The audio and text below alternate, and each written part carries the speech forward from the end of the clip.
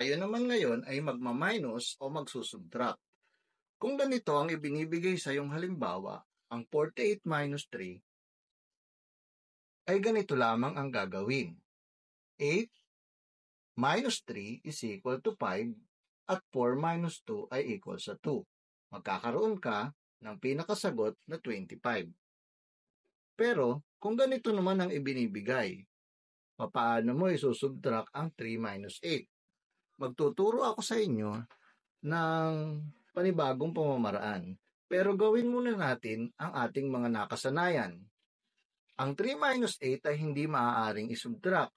Kukuha ka daw dito sa 4 o dito sa number 4 ng isa at ilalagay mo rito sa 3. Yan ay magiging 13. Ang 13 minus 8 ay equal sa ilan? 5. At pagkatapos, itong 4 dahil binawasan mo ng isa, ito ay magiging 3 na lamang. Ngayon, 3 minus 2 ay equal sa 1. Ito ngayon ang magiging pinaka-sagot mo sa halimbawang iyan. Pero, meron pang isang pamamaraan na maaari kang gawin. Isulat natin muli ang 43 minus 28. Ang katotohanan, maaari mo itong gawin sa iyong imahinasyon o sa iyong isipan. Etong 43 ay maaari mong gawin sa iyong isipan na 40. So, nagbawas ka rito ng 3.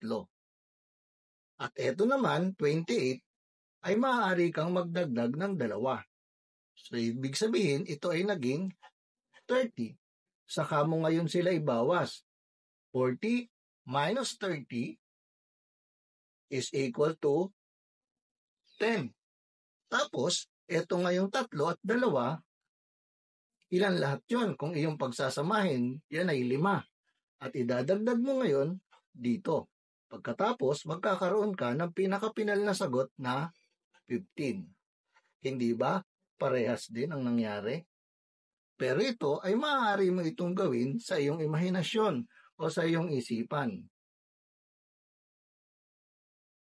Sa ating pangalawang halimbawa, meron tayong 75 minus 38. Hindi maaaring basta isubtract ang 5 minus 8 dahil mas malaki ang 8 kaysa sa 5. Hihiram ka ng 10 dito sa 70. At ito ay magiging 15 at ang 70 ay magiging 60 na lang.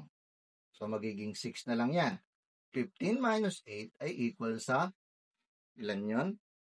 Equal sa 7. And then, etong 6 na lang at minus 3, yan ay magiging 37. Magkakaroon ka ngayon dito ng sagot na 37. Ngayon, kung ikaw naman ay walang panulat at wala kang papel, maaari mong muling paganahin ang iyong isipan. Dito sa 75 ay maaari kang magbawas ng 5. At dito naman sa 38, maaari kang magdagdag ng 2. Maaaring sa simula ito ay mahirap gawin sa iyong imahinasyon, ngunit lahat ng bagay ay napagsasanayan.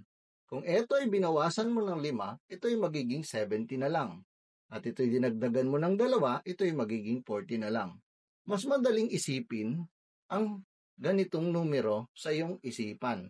Pag binawas mong 70 at binawas mong 40, ito ay magiging 30 na lang.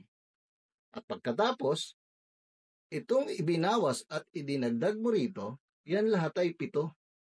Magiging 5 plus 2 yan ay magiging 7.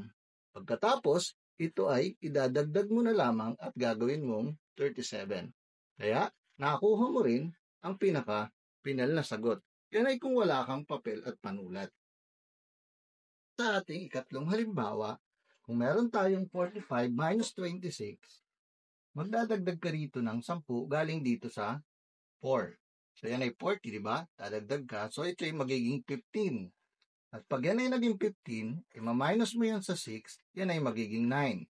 At eto ngayong 4 ay magiging 3 na lamang. 3 minus 2 is equal to 1. So, magkakaroon ka dyan ng sagot na 19.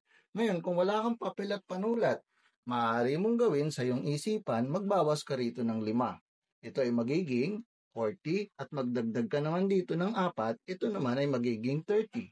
At pagkatapos, kapag sila i-minus mo, yung 40 minus 30 magiging 10 na lamang. At ang ibinawas at ididagdag mo ay siyam lahat, idadagdag mo siya rito sa huli. Yan ay magiging 19. Makararating ka rin sa parehong sagot sa pamamagitan lamang ng paggamit ng iyong imahinasyon. Yan ay kung wala kang panulat at papel. Mahirap ito sa pasimula, ngunit kung laging pagsasanayan, ikaw ay magiging mahusay.